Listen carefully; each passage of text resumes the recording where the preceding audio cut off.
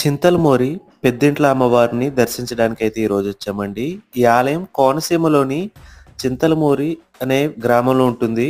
ఈ గ్రామం నరసాపురానికి 20 కిలోమీటర్ల దూరంలోను, అమలాపురానికి ఒక 35 కిలోమీటర్ల దూరంలో అయితే ఉంటుందండి. ఇక్కడ మార్చి నెలలో నెల రోజుల పాటు ఇక్కడ తీర్థం అయితే జరుగుతుంది. ఎక్కడెక్కడి నుంచో భక్తులైతే ఇక్కడికి వచ్చి తాము కోరుకున్న కోరికలు నెరవేరడానికి తమ బంధువులతో వచ్చి కోడుల్ని, మేకల్ని ఇక్కడ బలి ఇచ్చి ఇక్కడే వండుకుని తినేసి వెళ్తారండి.